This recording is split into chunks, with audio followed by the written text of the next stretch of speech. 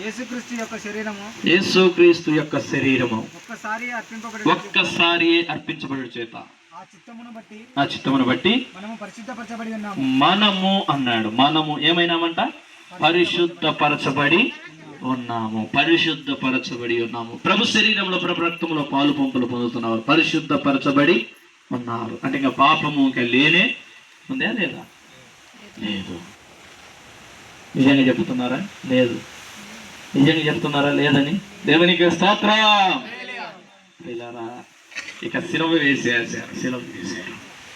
ఇక పాపానికి శరీరానికి సిలువ వేశారు. ఇంకా లేదు, ఇంకా తొలగిపోయింది. ఇక ప్రభు కొరకు జీవించాలి, ప్రభు పని చేయాలి. నిలబడిన వాడు పడిపోకుండా జాగ్రత్తగా కాపాడుకోవాలి.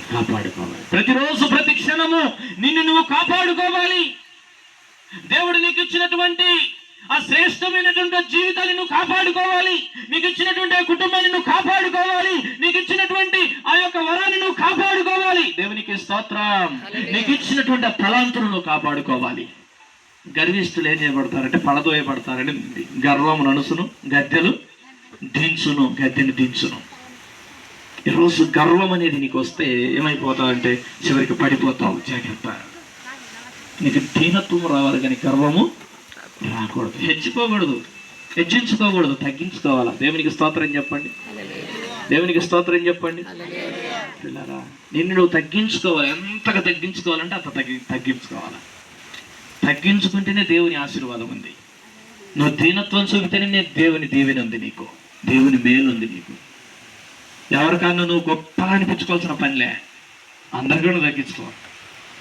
దేవుని హెచ్చిస్తాడు. దేవునికి స్తోత్రం. మరొక మాట రండి, ఆ భాగం చదువుతాం. యేసుక్రీస్తు యొక్క శరీరము ఒక్కసారి అర్పించబడు చేత ఆ చిత్తమును బట్టి మనము అన్నాడు. మనము ఏమైనామంట? పరిశుద్ధపరచబడి ఉన్నాము. ప్రభు శరీరంలో ప్రభు రక్తంలో పాలు పంపులు పొందుతున్నారు. పరిశుద్ధపరచబడి ఉన్నారు అంటే ఇంకా పాపము ఇంకా లేనే ఉందా లేదా? లేదు. నిజంగా చెప్తున్నారా? లేదు. నిజంగా చెప్తున్నారా? లేదని దేవునికి స్తోత్రం. ఇక సిలువ వేసేసారు. ఇక పాపానికి శరీరానికి సిలువ వేశారు. ఇంకా లేదు, ఇంకా తొలగిపోయింది. ఇక ప్రభు కొరకు జీవించాలి, ప్రభు పని చేయాలి.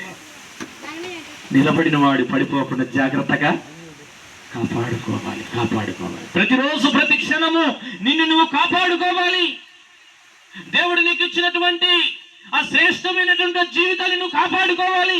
నీకు ఇచ్చినటువంటి కుటుంబాన్ని నువ్వు కాపాడుకోవాలి. నీకు ఇచ్చినటువంటి ఆ యొక్క వరాన్ని నువ్వు కాపాడుకోవాలి. దేవునికి స్తోత్రం. నీకు ఇచ్చినటువంటి తలాంతులను నువ్వు కాపాడుకోవాలి. గర్విష్ఠులు ఏం చేయబడతారంటే పడదోయబడతారని గర్వం నడుసును, గద్దెను దించును. ఈరోజు గర్వం అనేది నీకు వస్తే ఏమైపోతావు అంటే చివరికి పడిపోతావు. జాగ్రత్త. నీకు దీనత్వం రావాలి కానీ గర్వము రాకూడదు.